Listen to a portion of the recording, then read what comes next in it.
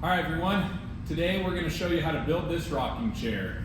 So watch these videos and follow these step-by-step instructions, and you too can build one of these. So I just wanted to do a quick walkthrough of what the rocking chair looks like and a couple features on it. First off, this one's made out of some oak. You can use whatever material you like. I would just recommend using some more dense wood like maple, cherry, walnut, oak, something like that. I would avoid using some softer woods. A couple features on here. Obviously the joinery is something that stands out.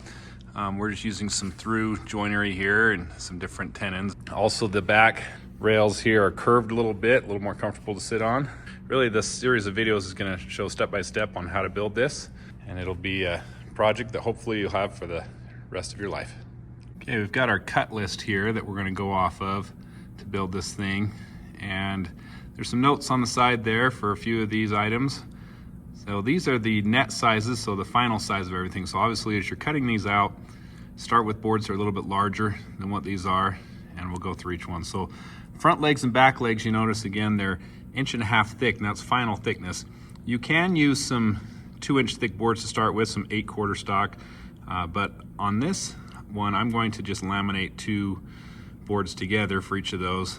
It'll help prevent some warping, maybe give it a little bit extra strength, and also help us line things up as we're going. So front leg, this is actually 2 boards glued together. There's a little seam down the middle, and also the back legs, same thing as well. What I would do is actually basically make 3 of your back legs, and that way your other one can be cut into your 2 front legs. There's a little note about that on there as well. Rails 1 and 2, those are the curved rails.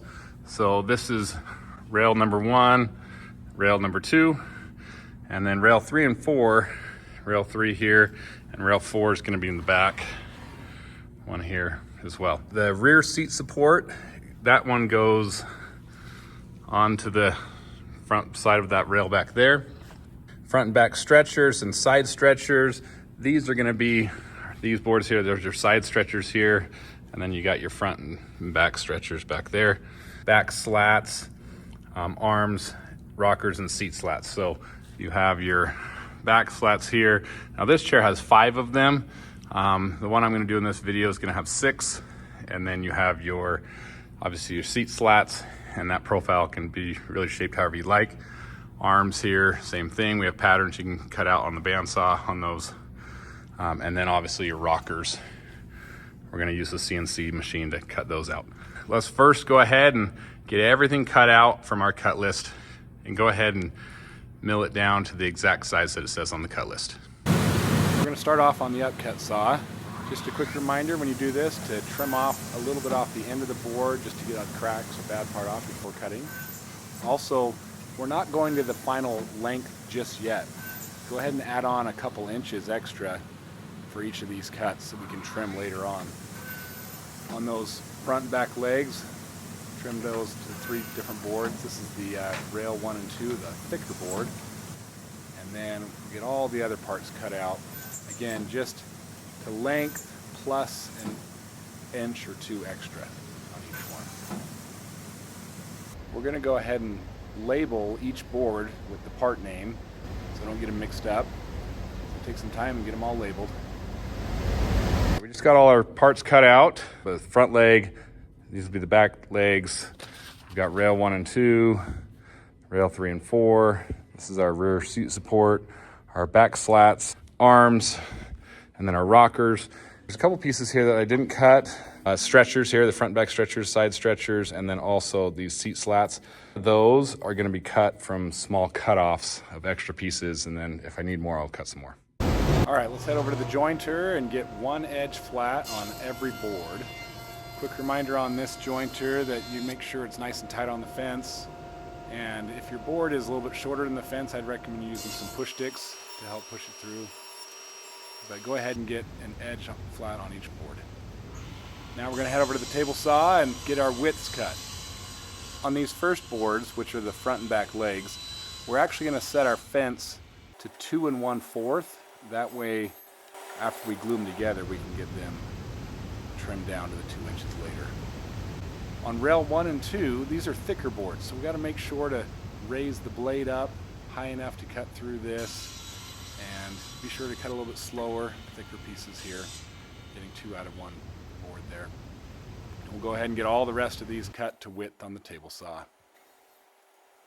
So go ahead and set your fence exactly what the width is on the cut list. The only exception is those front and back legs. We're making those a little bit wider because they're going to be trimmed later after they're glued together.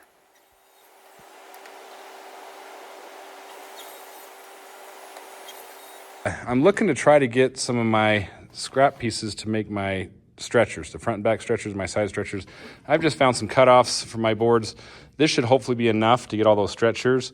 Now for my actual seat slats later, I'm going to do those. I'll probably just have to get some more boards and cut those down. But we're going to need to remove the blade guard to do this cut. Simply just take out that red insert, lift a little gray handle, pull the guard out, but make sure you replace that guard with the little riving knife or splitter and put everything back there. Now we can move the fence a lot closer. We're going to set our fence exactly at 3/4 of an inch. When we cut these, we're going to cut it, rotate it, and then cut it a second time at 3/4 so they're nice and square, 3/4 of an inch square on each one of these. Again, this is for your side stretchers and your front and back stretchers. So we should be able to get all these cut from little cut-off strips from our previous boards. If you don't have enough cut-offs, you can just go ahead and get another piece for this, but I was able to get enough for my cut-offs. So I got my 4 side stretchers and my 2 front and back.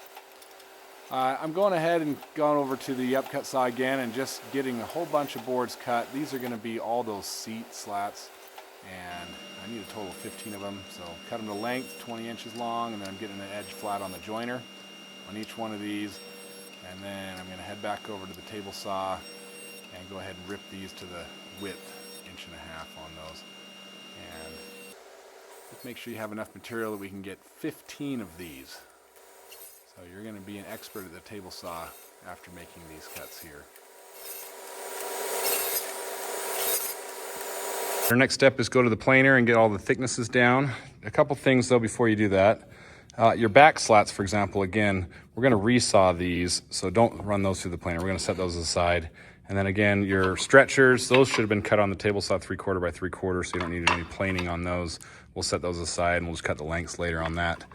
One other suggestion is to maybe label these on the edge, because if you've labeled them already on the face of the board, that's going to remove. So I'd maybe relabel everything on the edge of the board so when we run it through the planer, we don't lose that label.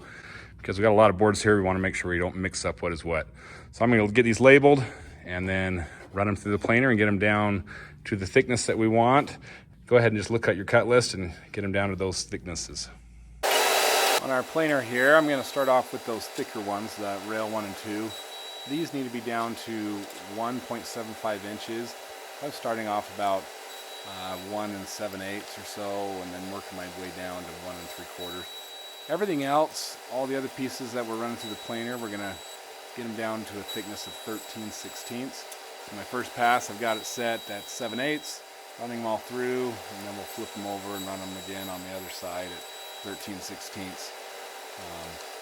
And again, quite a few boards. It's helpful to have a partner or someone catch on the other side for you, make it a little faster, but go ahead and get all these ran down on the planer. All right, we're now ready to resaw those back slats so we can get 6 pieces out of these instead of just the 3. I'm setting my blade to 1.5 inches high. That way when I flip my board over, it'll cut all the way through. And I'm setting my fence just a little bit more than 3/8 of an inch. That way when I run my board through here, I'm going to flip it over and run it a second time, keeping the same face against the fence. That way it should cut all the way through and I get 2 pieces out of this. And it's a little book match when I open it up there. So go ahead and do that to all 3 of your slats so you can get 6 pieces total. And then after we resaw these, we're going to take these over to the wide belt sander and get the thickness down exactly 3/8 of an inch. So our fence is set just a hair thicker than 3/8. So over here on our wide belt sander, I'm going ahead and start off at about 0.395 inches. That way I can run them through and take off about 1/100 of an inch off each pass and get all the way down to 0.375, which is 3/8 of an final pass here. So I did 395, this is 385. I'm going to go one more pass at 375, and then that should be the thickness that we need for those back slats. All right, we're ready now to glue up our legs, getting our boards placed in the clamp table here, just getting them arranged how we want them to be. And I'm going to open these up and put them all flat and just cover them with glue. And I like to use a little glue roller to spread that glue around, make sure we get it on the whole surface. We don't want to have any dry spot at all, and get them real tight with these clamps here. We're going to put clamps on top and bottom. And I first kind of line things up and do a little bit of pressure. Things kind of slide and move a little bit sometimes when you're getting this pressure on here. Then go ahead and really crank these down tight. Let's make sure these dry for at least an hour or more. All right, I'm over here at the miter saw. This is now our final length. So on each of these, look at that cut list. Make sure that we trim one end before cutting the final length. So I'm trimming one end, then measuring, and then I'm cutting the other end to the final length here. Each one of these I initially cut about an inch or two longer on that upcut saw. So I have a little bit of room to work with. So we're trying to be exactly accurate here, everything measured. Some of these you can stack together when cutting. So if you have multiple boards, you can cut them all at the same time if they're all the same length. Just hold them nice and firm, tight on that fence. But take some time, let's get them all perfect. And everything cut to the exact final length directly from your cut list.